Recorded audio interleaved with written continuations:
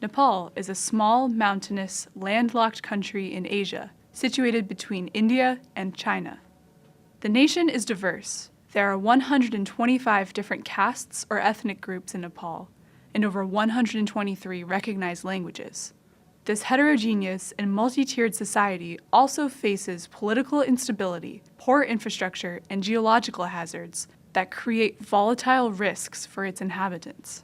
When these factors are combined and catalyzed by a hazard, there is a significant potential for a disaster.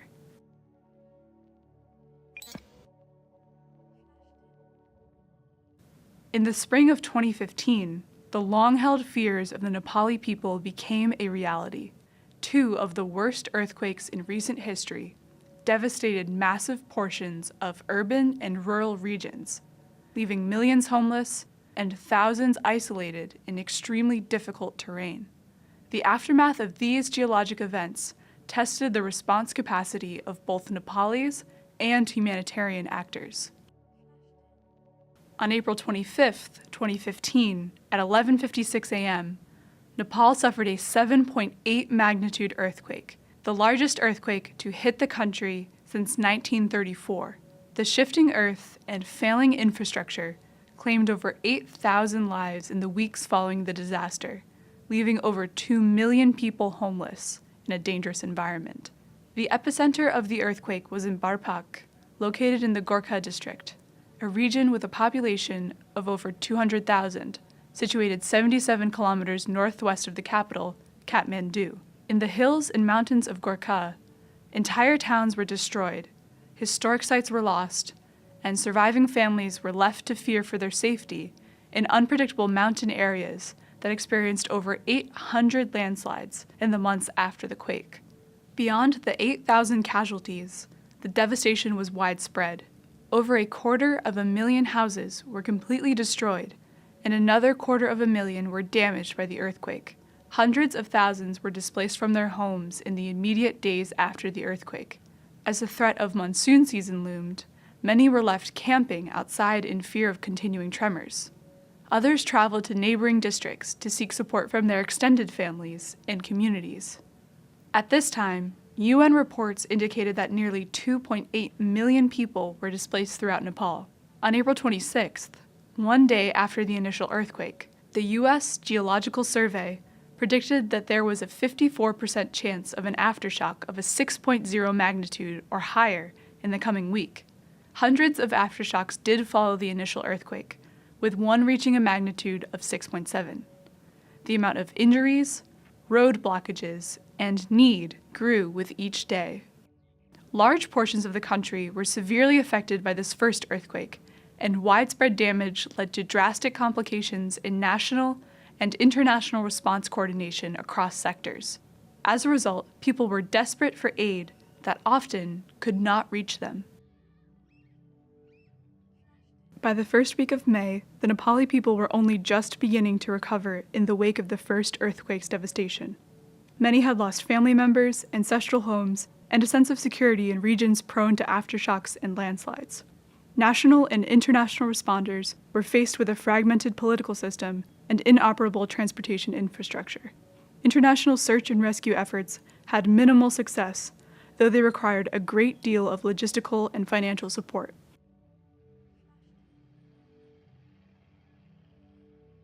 On May 3rd, the government of Nepal issued formal letters of appreciation to Foreign Urban Search and Rescue, or USAR teams, requesting they make their exit plans. This officially closed the international USAR phase in the period immediately after the earthquake. With entire towns destroyed and millions displaced in a still dangerous landscape, larger response efforts had barely started. On May 12th at 12:50 p.m., just 17 days after the first earthquake, Nepal experienced a second large earthquake of magnitude 7.3, only 0.5 degrees less than that of the first.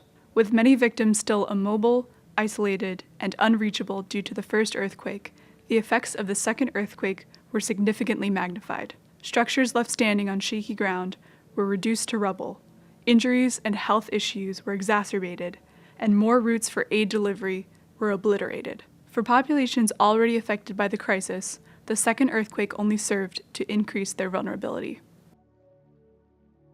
The epicenter of the second earthquake was 76 kilometers northeast of Kathmandu, in the Sindhupalchok district. It resulted in an additional 150 deaths, further damage to shelters and roads, and more landslides. According to the International Organization for Migration, or IOM, by May 15th, over 250,000 people in the most severely affected districts were not accessible by road, of whom 75,000 were also not accessible by air due to geological constraints. Much of Nepal was in ruin with no clear path to recovery. With so many critically affected areas, the situation on the ground became a race against time to reach people who were isolated by geography and left without food, water, sanitation facilities, or basic health care.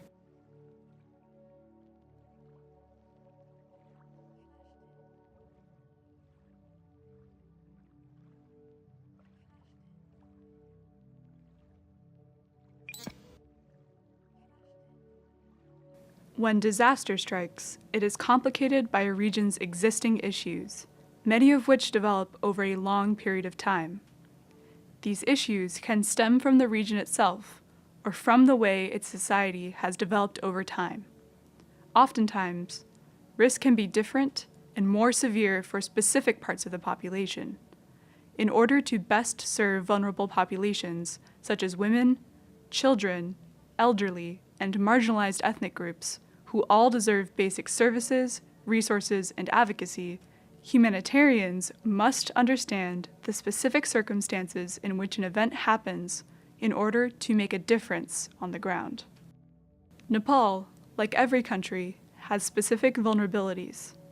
A vulnerability is defined as the characteristics or circumstances of a community, system, or asset that make it susceptible to the damaging effects of a hazard, such as an earthquake.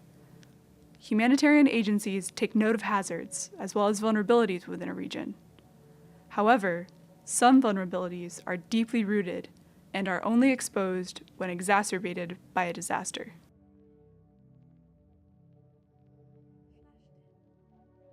Due to its location on the Himalayan mountain belt, the geologic composition of the Kathmandu Valley makes it exceptionally susceptible to earthquakes. According to historic seismology records, major earthquakes can be expected to affect the region once every 75 years.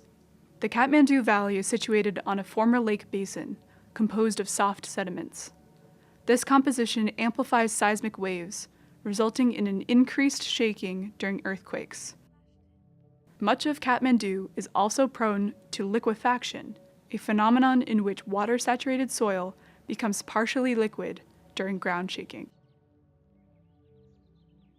As the government continues to slowly rebuild its capacity after the conflict and ensuing natural disasters, there are still historic and ongoing struggles with representation on all levels. Presently, the Nepali government largely consists of upper-level Bahun caste, of Hindus and of males. Poor populations, indigenous groups, regional groups like people from the Terai Plains, and females are severely underrepresented on all levels of government, which contributes further to their vulnerability. In many cases, vulnerable populations do not have equal means to recover or to reclaim their livelihoods after a disaster strikes, because these groups have less access to resources than privileged groups. When examining Nepal's social vulnerabilities, it is important to consider the ramifications of the Nepali caste system. There are 125 different castes or ethnic groups in Nepal.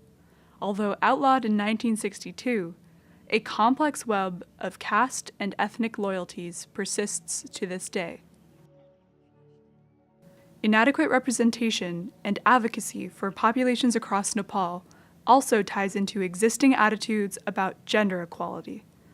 As is the case in many countries, women make up a vulnerable population when they are not treated with equality. Their needs are underrepresented on all levels of the political process. Their education is prioritized less than that of men, and their risk of gender-based violence is high. For women from poor groups, lower castes, and marginalized ethnic groups, these risks are even greater. These phenomena of inequality can lead to many complications when women are forced to seek resources and aid before and after a disaster. In 2013, the Global Gender Gap Index ranked Nepal very low, or 121st of 136 countries, in male-female equality. In Nepal, men hold power in social, religious, and economic spheres, while women are often restricted to caregiving and housekeeping. The overwhelming majority of Nepali women have no independent source of income. After an earthquake, this could prove challenging for thousands of women who are left in charge of crumbled households. These women are left with poor education, with no means of advocacy for their needs, and with no precedent for independently earning an income to support themselves and family members. If traveling alone or negotiating in a corrupt system, a woman puts herself even more at risk for gender-based violence. According to a 2015 report by the UN Interagency Standing Committee, 80% of women in Nepal surveyed indicated that they had experienced or were currently experiencing gender-based violence. Many Nepali girls are married young, the majority under the age of 18. Recent laws have been enacted to curb rates of sexual harassment, trafficking, and child marriage. However, given the state of the government and cultural attitudes, these laws are rarely enforced. Rates of gender-based violence are even higher among the low-caste Dalits, widows, and the disabled. Because these groups experience additional discrimination on top of their gender disadvantage, they are more likely to be abused by the system and unable to use their voice to advocate for aid. Humanitarian responders can attempt to seek out vulnerable populations with the knowledge that poor communities, women, children, and minorities will be missing voices in much of the national decision-making processes controlling aid distribution. However, those focused on long-term recovery efforts can attempt to reduce vulnerability by adapting their programs to permanently address and change the inequalities suffered by these at-risk populations. Increasing local partnerships with representatives from vulnerable populations is an attempt to use resources in a powerful way to help those with the greatest need over a long period of time. In Nepal, health systems and food security are two examples of the way vulnerabilities can be addressed by humanitarian agencies in separate, specialized ways to best serve at-risk populations. The humanitarian community is no stranger to the relationship between political instability and poor health infrastructure. Given the previously mentioned political vulnerabilities, it is understandable that in Nepal, there is a lack of public health planning to address preventable causes of morbidity and mortality. Sadly, the rates of infant mortality and maternal mortality are unnecessarily high. Nepal's population is relatively young, with more than half of the population under 24 years of age. This means that a large number of children fall into the especially vulnerable category of children under 5, that can easily fall victim to a large number of severe health concerns. While the majority of Nepalis have access to tap or well water, only half of the urban population and half of the rural population have access to a toilet or latrine. Food and waterborne illnesses are prevalent and include hepatitis A, E, and typhoid fever.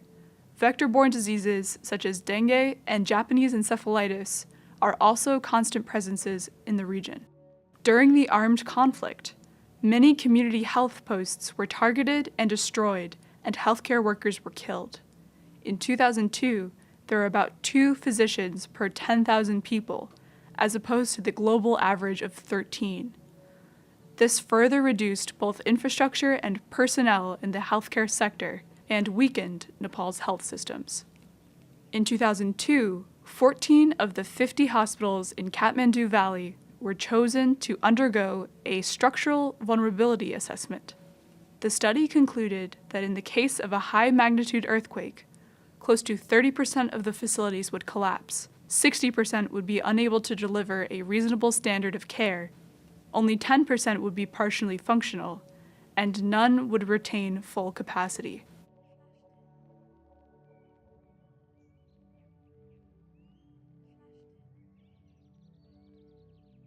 In the earthquakes, hospitals fell, and emergencies overwhelmed local capacities. This proved to be yet another challenge for response and recovery in the weeks following the 2015 earthquakes, and a challenge for those who seek to rebuild essential health centers with resilience in mind. In large parts of Nepal, agricultural activities still constitute the predominant means of income. Today, the proportion of people dependent on self-production is decreasing due to urbanization and modernization. However, half of Nepal's 27 million people live on rugged terrain where populations eat what they grow or are highly dependent on the local markets. There are great seasonal fluctuations in food availability, and this affects both birth weight and growth. Iron and vitamin deficiencies are common. In the mountainous regions, food stores are particularly variable prior to the harvests, and the populations are dependent on markets to buy food. According to the UN Food and Agriculture Organization, or FAO, the nutritional status of Nepali mothers and children under 5 is extremely poor and has seen no improvement in the last 2 decades. Nepal numbers among the 10 countries in the world with the highest stunting prevalence. It is important that humanitarians understand that in both of these specific vulnerabilities, the presence of political and social vulnerabilities is felt. Those disadvantaged by society due to their gender or social class have greater chances of having less food security, and mothers and children feel the effects the most. Politics plays into this phenomenon, as well as in the decreased capacity of health infrastructure. When a disaster comes and systems fail, this puts an even greater strain on the questions, who gets help first, and who has the greatest need? After Nepal's earthquakes, a third question was introduced. Will aid arrive in time?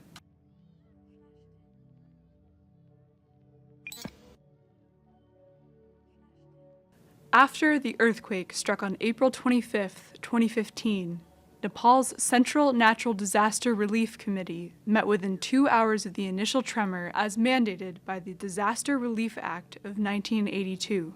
The committee declared a state of emergency in 14 districts, mainly in the densely populated Kathmandu Valley, along with a number of other regions, including Gorkha. These areas were declared priority areas for aid distribution. Airspace continued to be problematic. Aid flying over India needed to be inspected, and Nepal's government struggled with a way to set up customs in their airport, restricting aid delivery to specific hours. The widespread devastation meant that many countries had stakes in the recovery process closest to their borders. This dispersed response, as well as international communications issues, led to coordination problems around medical needs.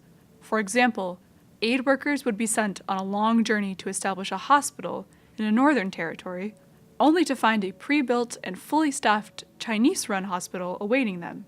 Such errors delayed response to areas that were in dire need. Operating in many different areas at once means having many different coordinating actors. In the capital, this led to troublesome areas of separate control. Field teams operated out of the Ministry of Health, and a multinational military coordination center was established in a different location at the Army Club in Kathmandu. Additionally, there were on-site operations centers led by UN clusters. The Nepal military mounted a very effective response, mobilizing over 15,000 and rotating in different places, moving through Nepal. The military provided logistics, food, water, sanitation, shelter services, and important road clearance capabilities.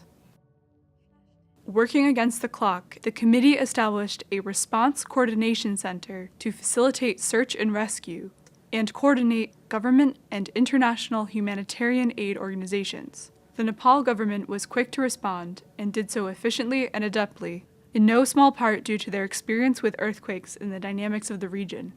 Nepal at the time had a significant national civil society, with many local NGOs focused on disaster preparedness in the form of community organizations.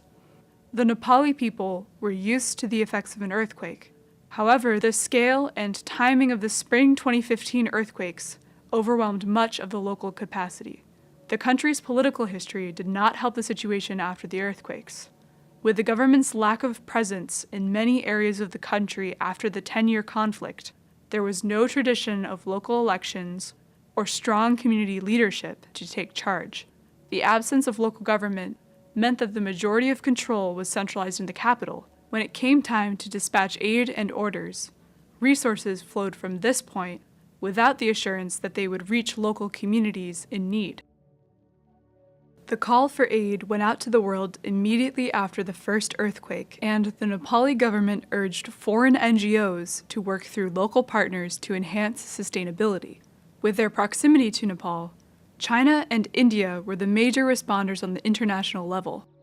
India had a vast military presence on the ground and oversaw much of the response efforts in the Nepali territories closest to their borders in southern and central areas. China was the second largest responder and took responsibility for efforts in northern areas near the Chinese border.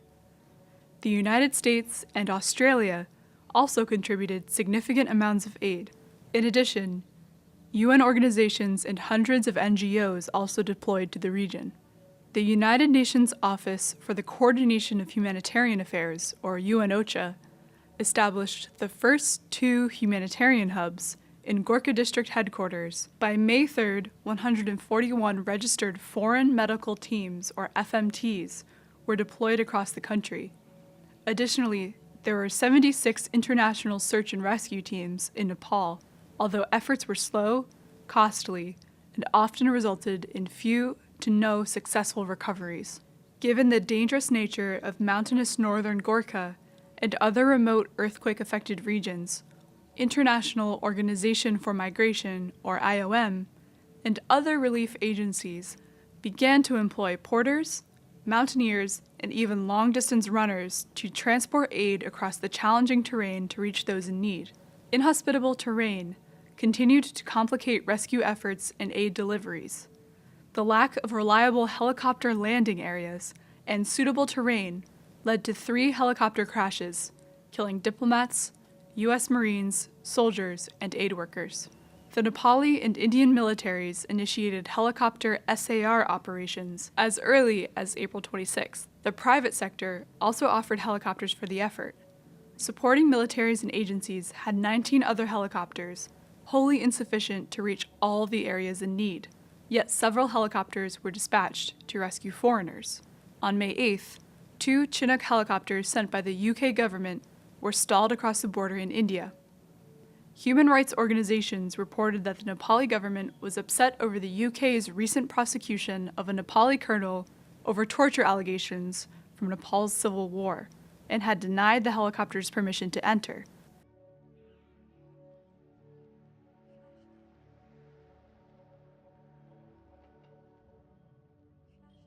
The humanitarian field has grown alongside technological advances, and the two have increasingly become more intertwined. Technology use in Nepal presented challenges, often due to poor communication with local communities concerning technology's value, which is something international humanitarians must always consider. In Nepal, there was an effort to use drones to capture imagery of damaged routes, resources, and displaced populations. Yet this was not well coordinated, given the technology's ominous-looking presence and lack of formal regulations. There were multiple organizations with drones, but some did not get clearance with the Nepali government to use their technology. Some operators were jailed and had their drones confiscated. The humanitarian community struggles to effectively communicate the value of drone-captured imagery to governments and wary populations, and to work inside countries that have little to no legal framework for the use of this technology. One effective use of emerging technologies was demonstrated by the Kathmandu Living Labs, or KLL. The KLL and their social media mobilization played an important role in keeping the military, civilians, and international actors informed of real-time events. The KLL used crowdsourced maps that users could populate with information. The maps used information from around the country about urgent needs, open and closed routes, landslides, trapped people, and unsafe structures. The data was publicly available and also sent to the Nepali military. The military adopted this technological partnership and used it to augment their successful response. Despite some success, the 10th OCHA Situation Report on May 4th acknowledged that while Kathmandu, Gorkha, and Sindhupalchak were receiving aid, many remote villages in mountain districts remained hard to reach. Air access was necessary as the lifeline of aid to large bands of the remote population in dire need of food and medical assistance. There was little to no data about vulnerable populations, and many worried that both short and long-term consequences would be severe if aid wasn't distributed effectively. After the second quake, these concerns increased in urgency.